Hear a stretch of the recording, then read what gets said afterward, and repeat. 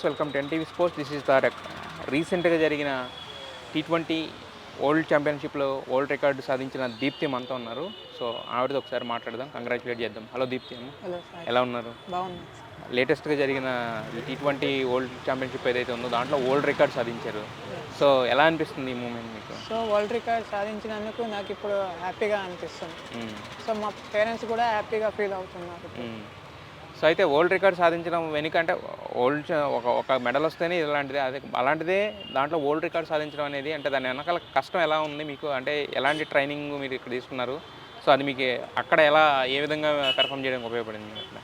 So ఇక్కడ మేము చాలా హార్డ్ వర్క్ చేస్తాము. సో సార్ బాగా కోచింగ్ ఇస్తూ ఉంటారు. సో మాకు ఇక్కడ గోపిచంద్ అకాడమీ అని గోపిచంద్ సార్ చాలా సపోర్ట్ చేస్తూ ఉంటారు. సో ఇక్కడ మాకు ఫిజియోస్ కానీ కోచెస్ కానీ అందరూ చాలా సపోర్ట్ చేస్తూ ఉంటారు.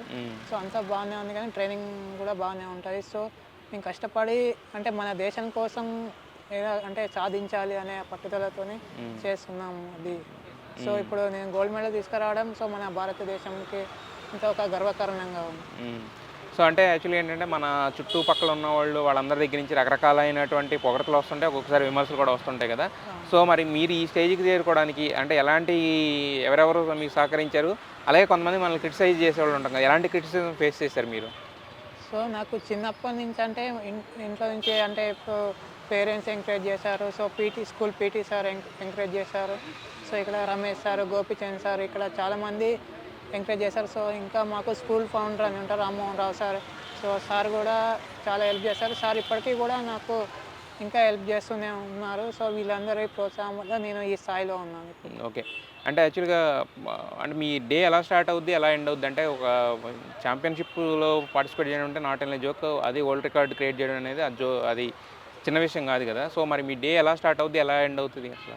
సో ఇక్కడ ట్రైనింగ్ అయితే వచ్చేసి మార్నింగ్ 7 నుంచి 9:30, 10 వరకు ఉంటుంది. సో ఈవినింగ్ అయితే మళ్ళీ 5:30 నుంచి 7 వరకు మళ్ళీ ట్రైనింగ్ ఉంటుంది. సో ఇదే మేము డైలీ అంటే కొంచెం హార్డ్గా ఉంటాయి, కొంచెం ఈజీగా ఉంటాయి.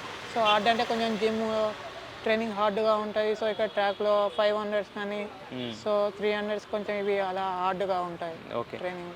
అయితే మరి ఆ వరల్డ్ రికార్డ్ క్రియేట్ చేసిన ఆ క్షణంలో మీరు వరల్డ్ రికార్డ్ హోల్డర్ అని అనిపించిన ఆ క్షణంలో ఏమనిపించింది? మీ ఫీలింగ్ అండ్ ఎగ్జాక్ట్ రియాక్షన్ ఏంటి మీకు? సో అప్పుడు నాకు కూడా చాలా హ్యాపీగానే అనిపించింది. అంతేనా? జస్ట్ సింపుల్గా హ్యాపీయేనా? అంటే కొంచెం మన దేశానికి కూడా అంత పేరు తీసుకొచ్చాము. సో ఒక రికార్డ్ పెట్టాననే ఆ ఫీలింగ్ అయితే వచ్చింది. ఓకే. మరి నెక్స్ట్ ఫ్యూచర్లో ఎలాంటి ప్లాన్స్తో ఉన్నారు, ఎలాంటి గోల్స్ అనుకుంటున్నారు? సో నెక్స్ట్ నాకు ఇంకా 2 monthsలో పారా ఒలింపిక్స్ ఉంది. సో పారా ఒలింపిక్స్ కూడా నేను అప్పట్లాగానే ఇప్పుడు కూడా అంటే కష్టపడి ట్రైనింగ్ బాగా చేసి సో ఒలింపిక్స్లో కూడా నేను గోల్డ్ తీసుకొచ్చి మన దేశానికి పేరు తీసుకురావాలనుకుంటున్నాను. ఎస్, మీ డెడికేషన్ అదంతా చూస్తుంటే కూడా మీ ట్రైనింగ్ అదంతా చూసిన తర్వాత మాకు అనిపిస్తుంది ఖచ్చితంగా మీరు ఒలింపిక్స్ మెడల్ కొడతారు అని చెప్పేసి. సో మీ ఏదైతే అంబిషన్ పెట్టుకున్న దానికోసం కష్టపడుతున్నారో దానికి విష్ ఆల్ ది బెస్ట్ అమ్మా. Thank you. యా.